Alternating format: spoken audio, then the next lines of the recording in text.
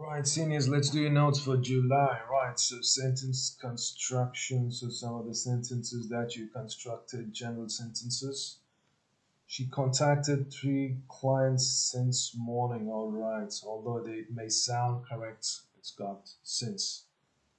She has been contacting three clients since morning. Almost incorrect. All right. She has contacted three clients since morning. Remember, when you use since, it has to go with the perfect tense. All right. So she contacted three clients since morning. That's not perfect tense. Has contacted is present perfect since morning. Now it makes perfect sense because the word since implies from then until now. Right. That's what it implies. So that implication is very important. If you mess up the implication, if you construct sentences that have no clear meaning and could have two different meanings, that's not very good English. That's not how a sentence is supposed to be constructed. Whatever you say, whatever you write has to have one single clear meaning using the least amount of words possible. Right, that's the entire aim of the language. Right, so does he know about it? Did you tell him yet? Okay, again, you see, although it looks correct, it's not correct yet.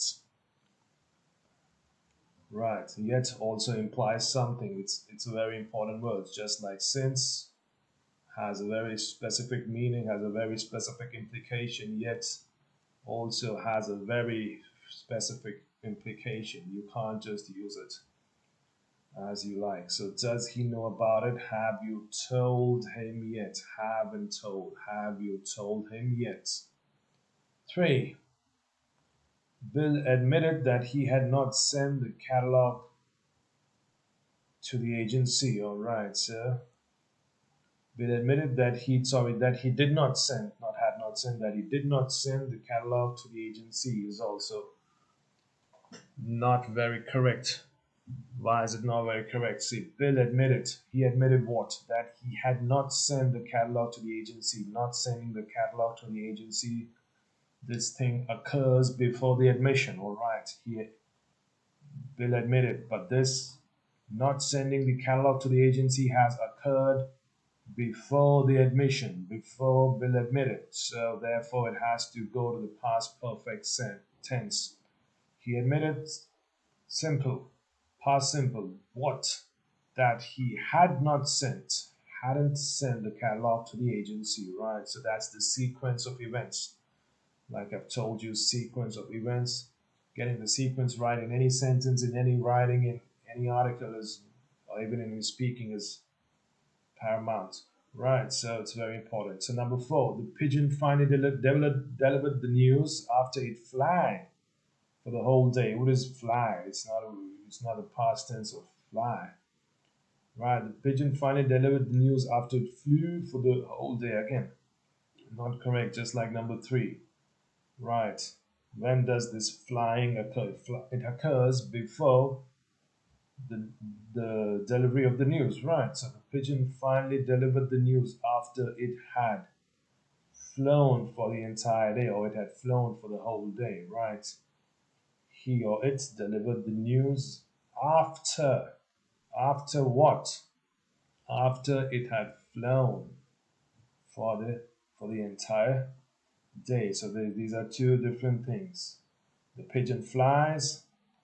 After that, he delivers the news. Right. So the pigeon flew for the whole day. After that, he delivered the news. So suppose you want to have to put it in one sentence. The pigeon finally delivered the news after it had flown for the whole day.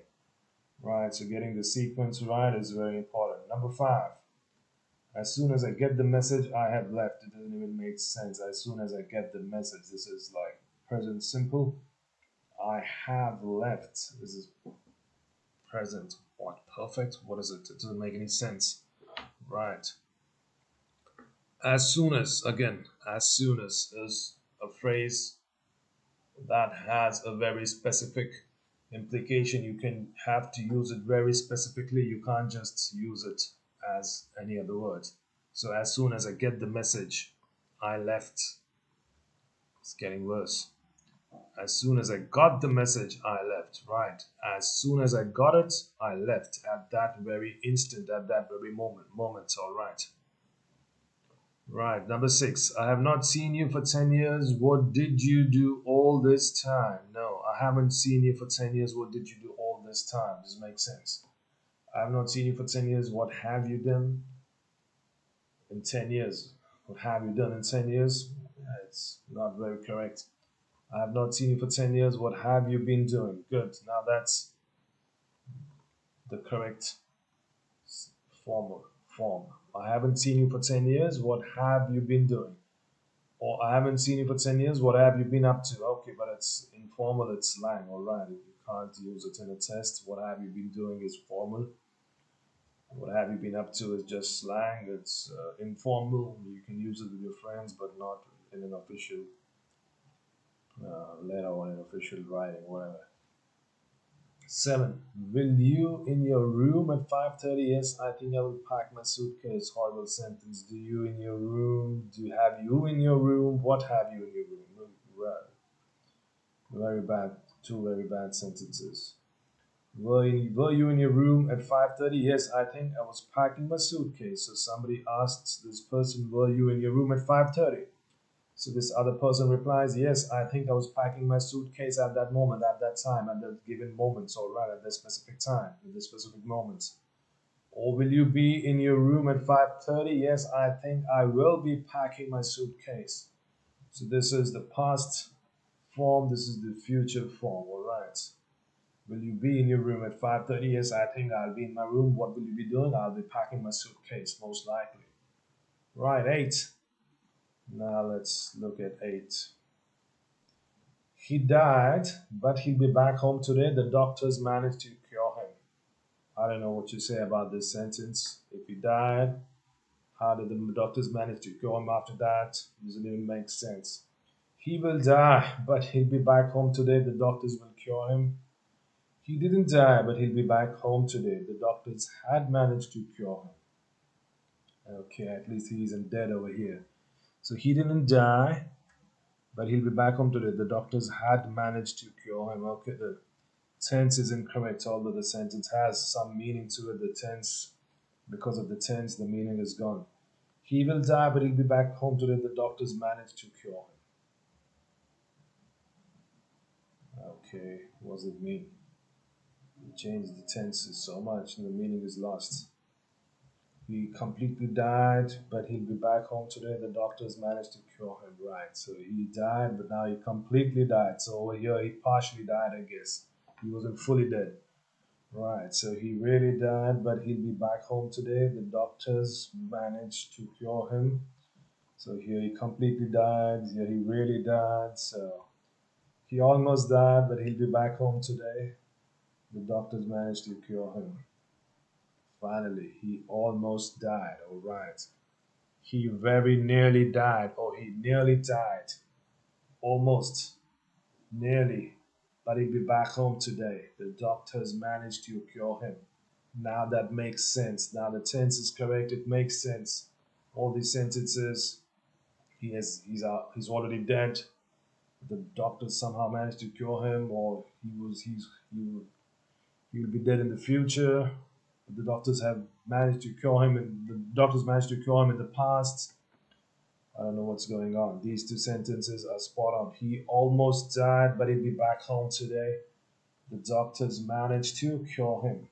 He nearly died, but he'll be back home today. The doctors managed to cure him. All right, almost, nearly, very nearly. Right, so you use these words the correct way and make sentences that have some common sense, right? If he died, how did the doctors manage to cure him? All right, part B, vocabulary.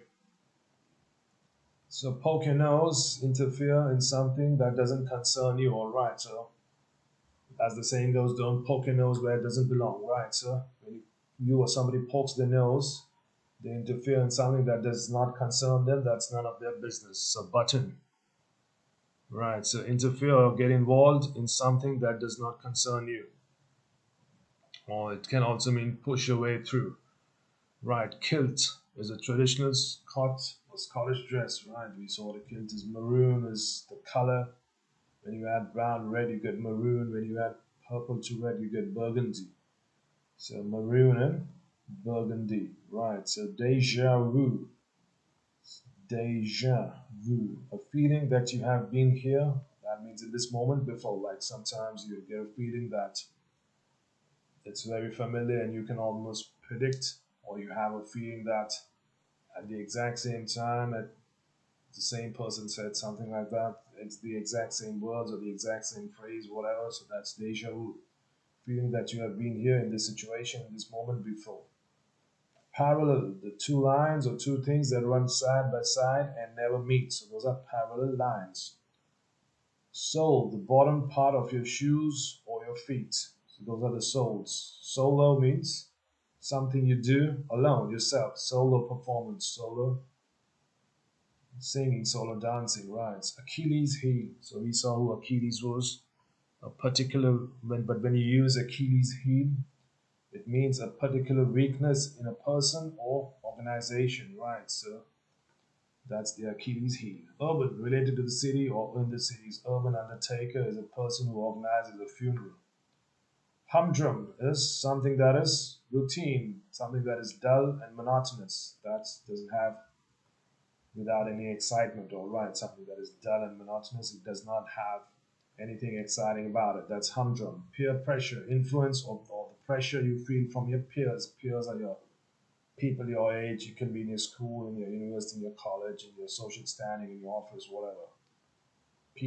So your peers are these are your peers, and the influence or the pressure that you feel from them is peer pressure. Unashamedly, openly, and without any shame or guilt is unashamedly. Leisure is the free time or the way you spend your free time for enjoyment. That's your leisure time. Right, leisure time is free time or your enjoyment time, and leisure, what do you do for leisure? That means how do you spend your free time? How do you enjoy yourself? Scandinavia, a region in Europe, most commonly referring to Denmark, Norway, Sweden. So Denmark, Norway, and Sweden are Scandinavia, not Finland. Finland is not part of Scandinavia. Some people get it wrong. They think Finland is part of Scandinavia as well. Finland isn't. Scandinavia usually refers to these three countries. Close but no cigar. So when something almost happens, not fully almost, almost successful. So that's close but no cigar. Right, so let's go on to part C, writing. So we'll just take some of the stuff that you've written and we've just improved it. So yes, comma, I believe that English will be very useful to me in the future as it will allow me to communicate better with people from different countries and cultures. That's something that will allow me to understand them better. So we've already used allow over here, so we can change it to enable. That's something that will enable me to understand them better. It will narrow down the cultural gap to an understandable degree, or we can use different words here, but understandable is all right for the moment. So that's how you improve your writing instead of uh, saying something like it's very simple and using a lot of sentences. You shorten it, uh, remove the excessive words. You make it crisp and clear. Right, I went to the baker last weekend. Okay, instead of saying what did you do last weekend, instead of saying if the question says describe what you did last weekend, instead of saying I went to the baker last weekend, that's really elementary. You can't be writing like that in the senior. So last weekend was quite an interesting one as I was able to spend quality time with my friends. We had a nice lunch cooked by my friend's grandma, and that was followed by a trip to the cinema. Later on in the evening, we had some dessert. All right, so that's the minimum quality that I expect to see out of the seniors class. All right, seniors batch. Last weekend was a memorable one as my family and I drove up to BP. As soon as we started off, we were met by a massive and chaotic traffic jam that took half an hour to clear. All right. After that, the road got better, but my dad kept swearing at the errant motorcyclists. Not my dad kept swearing at the motorcyclists, at the errant motorcyclists, because he wasn't swearing at all the motorcyclists. The errant motorcyclists, the motorcyclists who were not following the rules of the road or who were driving carelessly, right? Driving dangerously, carelessly. So that made me and my mum quite uncomfortable and did nothing to better the experience, to make the experience any better. So that made, instead of saying me and my mum, so he's saying mum and I, that made my mum and I quite uncomfortable and did nothing to make the experience or to make the drive any better. Right, so that was writing. Now let's do some speaking. So when you speak, some of the phrases that we yet use can be improved. So for example, instead of saying I can relax fully, say I can relax completely. I can completely relax. Right, depends how you're using it. Right, so the reason of that, it's not the reason of that, it's the reason for that. Right. I and my family, no, my family and I goes to the end. Instead of saying I didn't do many things there, I say I didn't do much there, or there wasn't much that I could do. Right, over there. The drive was a bit unfavorable. Unfavorable is not correctly used over here. The drive was a bit unpleasant. Not unfavorable, unpleasant. Unfavorable is used when you're talking about odds, betting odds or something like that. Very useful in term of business, not in term of business, very useful in terms of business. Right, in terms of business, not in terms. Again, in term of business is in terms of business or as far as business goes or as far as my career is concerned, right? As far as my career, let me put it, as far as my career